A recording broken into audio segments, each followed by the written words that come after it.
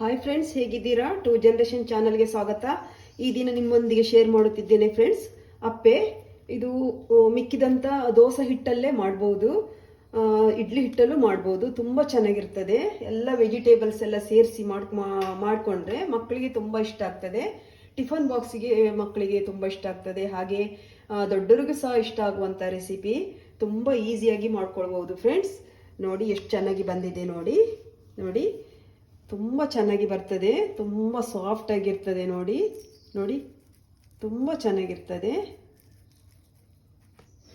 ಇದು ವೆಜಿಟೇಬಲ್ಸ್ ಎಲ್ಲ ಹಾಕ್ತೇವಲ್ವಾ, ಹಾಗಾಗಿ ತುಂಬ ಹೆಲ್ದಿಯಾಗಿರ್ತದೆ. ನೀವು ಟ್ರೈ ಮಾಡಿ ನೋಡಿ. ಚಟ್ನಿ ಜೊತೆಗೆ ಚೆನ್ನಾಗಿರ್ತದೆ. ಹಾಗೆ ಫ್ರೆಂಡ್ಸ್, ನನ್ನ ಚಾನಲನ್ನು ಲೈಕ್ ಮಾಡಿ, ಶೇರ್ ಮಾಡಿ, ಸಬ್ಸ್ಕ್ರೈಬ್ ಮಾಡಿ. ಯಾರಾದರೂ ಸಬ್ಸ್ಕ್ರೈಬ್ ಮಾಡದೆ ನೋಡ್ತಿದ್ದರೆ ಸಬ್ಸ್ಕ್ರೈಬ್ ಮಾಡ್ಕೊಂಡು ನೋಡಿ ಫ್ರೆಂಡ್ಸ್. ಸಪೋರ್ಟ್ ಮಾಡಿ. ಹಾಗೆ ಇದಕ್ಕೆ ಬೇಕಾಗುವ ಸಾಮಗ್ರಿಗಳನ್ನು ನಿಮ್ಮೊಂದಿಗೆ ಶೇರ್ ಮಾಡುತ್ತೇನೆ. ಬನ್ನಿ ನೋಡ್ಕೊಂಡು ಬರೋಣ ಫ್ರೆಂಡ್ಸ್. ನಾನು ಇಲ್ಲಿ ದೋಸೆ ಬ್ಯಾಟರ್ ತಗೊಂಡಿದ್ದೇನೆ, ದೋಸೆ ಹಿಟ್ಟನ್ನು. ಇದಕ್ಕೆ ನಾನು ಒಂದು ಕ್ಯಾರೆಟ್ ತುರಿದಿಟ್ಕೊಂಡಿದ್ದೇನೆ, ಒಂದು ದೊಡ್ಡ ಸೈಜು ಈರುಳ್ಳಿ ಹಚ್ಚಿ ಇಟ್ಕೊಂಡಿದ್ದೇನೆ, ಒಂದು ಚಿಕ್ಕ ಕ್ಯಾಪ್ಸಿಕಮ್, ಹಾಗೆ ಸ್ವಲ್ಪ ಕೊತ್ತಂಬರಿ ಸೊಪ್ಪು ಎಲ್ಲ ಒಟ್ಟಿಗೆ ಆ್ಯಡ್ ಮಾಡ್ತಿದ್ದೇನೆ.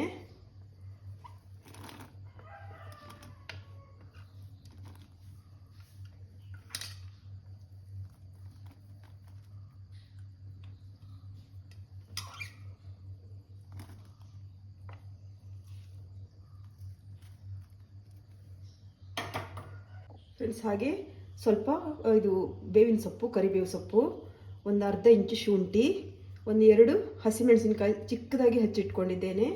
ಹಾಗೆ 2 ಟೇಬಲ್ ಸ್ಪೂನು ತೆಂಗಿನಕಾಯಿ ಕಟ್ ಮಾಡಿ ಇಟ್ಕೊಂಡಿದ್ದೇನೆ.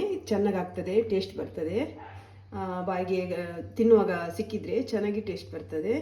ಎಲ್ಲ ಹಾಕೊಳ್ಳೋಣ. ಹಾಗೆ ಅರ್ಧ ಟೇಬಲ್ ಸ್ಪೂನು ಜೀರಿಗೆ ಹಾಕೊಳ್ತೇನೆ,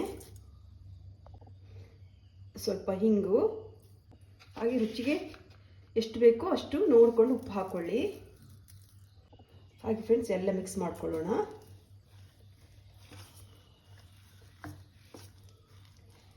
ಇದರಲ್ಲಿ ಎಲ್ಲ ತರಕಾರಿ ಇದೆ ನೋಡಿ. ಮಕ್ಕಳು ಟಿಫನ್ ಬಾಕ್ಸಿಗೆ ತುಂಬ ಚೆನ್ನಾಗಿರ್ತದೆ, ತುಂಬ ಹೆಲ್ದಿಯಾಗಿರ್ತದೆ.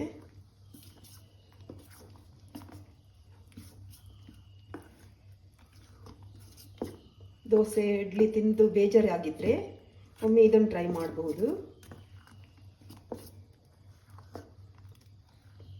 ನೋಡಿ, ಈ ಹದದಲ್ಲೇ ಇರಲಿ, ತುಂಬ ನೀರು ಬೇಡ, ಇಷ್ಟೇ ಗಟ್ಟಿ ಇರಲಿ.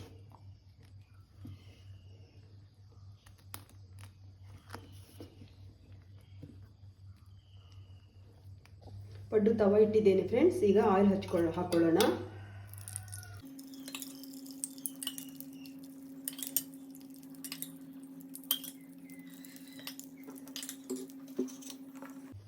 ಈಗ ಹಾಕೊಳ್ಳೋಣ ಹಿಟ್ಟನ್ನು. ಫಸ್ಟಿಗೆ ಮಧ್ಯದಲ್ಲಿ ಹಾಕಬೇಡಿ, ಸೈಡಿಂದ ಹಾಕಿ, ಯಾಕೆಂದರೆ ಮಧ್ಯದಲ್ಲಿ ಬೇಗ ಬೇಯ್ತದೆ.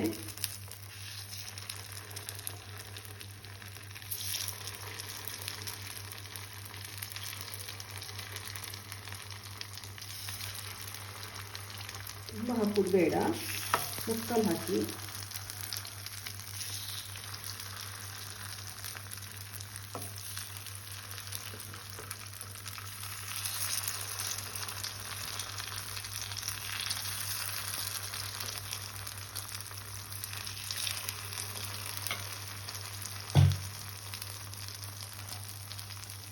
ಇದು ಕ್ಲೋಸ್ ಮಾಡೋಣ. ಇದೊಂದು 2 ಮಿನಿಟ್ಸ್ ಕುಕ್ ಆಗಬೇಕು ಫ್ರೆಂಡ್ಸ್. ನೋಡಿ ಫ್ರೆಂಡ್ಸ್, ಇದಾಗಿದೆ. 2-3 ಮಿನಿಟ್ಸ್ ಬೆಂದಾಯಿತು ಒಂದು ಕಡೆ. ಈಗ ಉಲ್ಟು ಹಾಕೊಳ್ಳೋಣ. ಇದು ಚೆನ್ನಾಗಿ ಈಸಿಯಾಗಿ ಬರ್ತದೆ.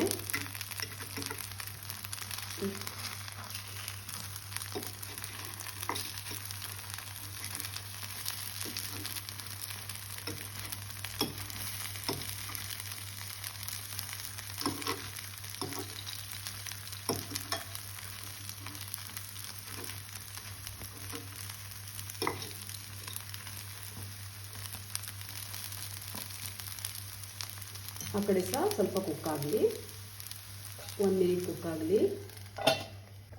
ಓಕೆ ಫ್ರೆಂಡ್ಸ್, ಇದಾಗಿದೆ, ತಗೊಳ್ತೇನೆ.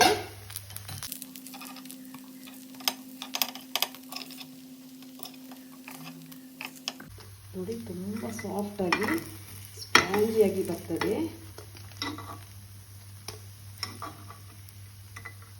ಹಾಗೆ ಮೇಲ್ಗಡೆ ಕ್ರಿಸ್ಪಿಯಾಗಿರ್ತದೆ. ಕಾಯಿ ಚಟ್ನಿ ಜೊತೆಗೆ ತುಂಬ ಒಳ್ಳೆ ಕಾಂಬಿನೇಷನ್. ಸಾಂಬಾರು ಸಹ ಹಾಕೊಳ್ಬೋದು. ಇದು ಕೂರ್ಮಕ್ಕೆ ಚೆನ್ನಾಗಾಗ್ತದೆ. ನೋಡಿ ಫ್ರೆಂಡ್ಸ್, ಹೇಗೆ ಬಂದಿದೆ ಅಲ್ಲ, ತುಂಬ ಚೆನ್ನಾಗಿ ಬರ್ತದೆ. ನೀವು ಟ್ರೈ ಮಾಡಿ ಮನೆಯಲ್ಲಿ. ನೋಡಿ ಫ್ರೆಂಡ್ಸ್, ಹೇಗೆ ಸ್ಪಾಂಜಿಯಾಗಿ ಬಂದಿದೆ ನೋಡಿ.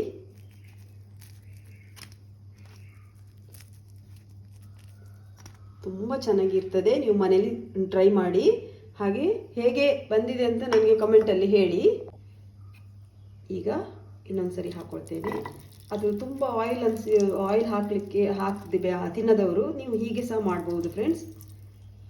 ನೋಡಿ, ಸ್ವಲ್ಪ ಫಸ್ಟ್ ಒಂದ್ಸರಿ ಹಾಕೊಳ್ಳಿ. ಸೆಕೆಂಡ್ ಮಾಡುವಾಗ ಹೀಗೆ ಜಸ್ಟ್ ಹಚ್ಕೊಂಡ್ರೆ ಸಾಕು.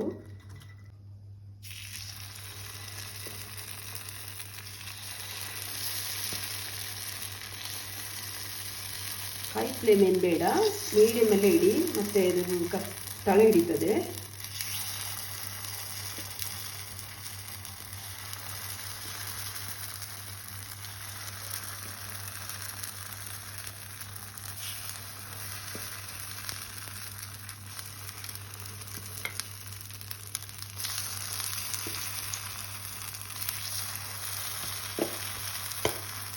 ಅದೇ ದೋಸೆ ಇಡ್ಲಿ ತಿಂದು ಬೇಜಾರಾದಾಗ ಈ ಥರ ಒಂದು ರೆಸಿಪಿ ಮಾಡ್ಬೋದು, ಮಕ್ಕಳಿಗೆ ಮಾಡಿಕೊಡ್ಬೋದು.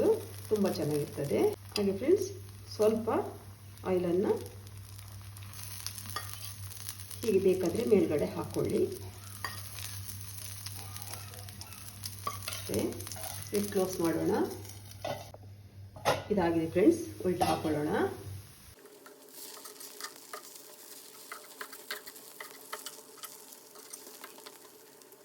ಉಲ್ಟಾ ಹಾಕಿದ ಮೇಲೆ ಅದು ಜಾಸ್ತಿ ಏನು ಕುಕ್ ಆಗಬೇಕು ಅಂತ ಏನಿಲ್ಲ. 1 ಮಿನಿಟ್ ಕುಕ್ ಆದರೆ ಸಾಕು. ಯಾಕೆಂದರೆ ಆಗಲೇ ಬೆಂದಿರ್ತದೆ ಅದು. ಸ್ವಲ್ಪ ಏನಾದರೂ ಹಸಿ ಇದ್ದರೆ ಉಲ್ಟಾ ಹಾಕಿದಾಗ ಬೇಯ್ತದೆ. ಇಟ್ಟು ಕ್ಲೋಸ್ ಮಾಡೋಣ. ಓಕೆ ಫ್ರೆಂಡ್ಸ್, ಕುಕ್ ಆಗಿದೆ. ಇದು ಸಹ ತಗೊಳ್ತೇನೆ.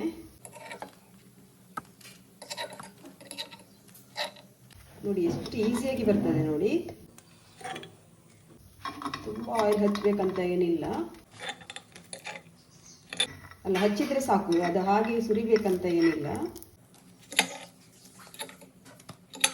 ಫಸ್ಟ್ ಟೈಮ್ ಸ್ವಲ್ಪ ಜಾಸ್ತಿ ಆಯಿಲ್ ಹಾಕ್ಕೊಳ್ಳಿ, ಸೆಕೆಂಡ್ ಟೈಮು ಕಡಿಮೆ ಸಾಕಾಗ್ತದೆ. ಓಕೆ ಫ್ರೆಂಡ್ಸ್, ಆಗಿದೆ.